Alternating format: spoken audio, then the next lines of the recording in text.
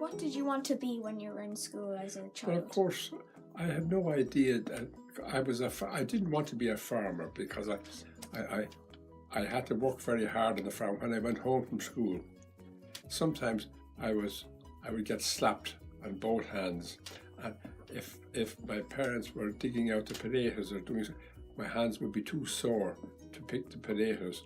So I decided I wouldn't be a farmer anyway, for starters. So I really didn't know. I thought I'd like to work in a shop. And did you have any jobs during your lifetime? Yes, I had many jobs. I joined the Garda Síochána, and I spent, after 4 years in the Garda Síochána, I resigned and I went to work with the United Nations, and I was posted to the Middle East. I worked in Jerusalem, in Damascus, in Cyprus, Egypt, Syria, and all for 10 years. And then when I retired then completely, I bought a sweet shop. So what I hankered about and what I dreamt about when I was a child, I put it into practice. When I retired, I bought a shop and I sold sweets and ice cream and newspapers and that.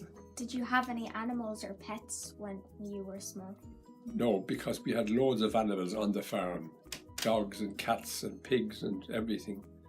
Crows and foxes, and but we had no pets.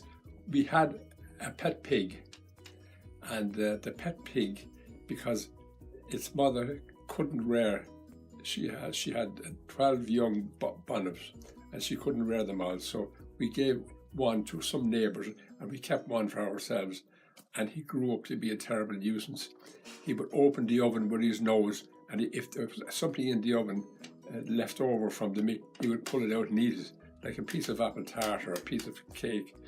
And the neighbours were afraid to come in the house because he loved nylon stockings, and he tried to chew the nylon stockings off to any ladies who come into the house. And what county did you live in? In Dublin, County Dublin. And is there any funny stories from your childhood?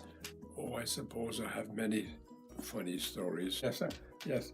We kept pigs, and one day we were trying to fix, this pig had a sore foot, and in order to get his foot, my other brother sat on his back, and the other brother pulled his legs to one side, and so he had to lie down.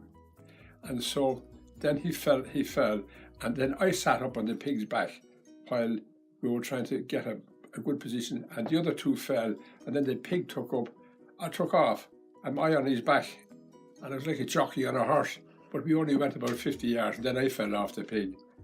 And it wasn't Peppa Pig now. Yes, every night before going to bed, we always said the rosary.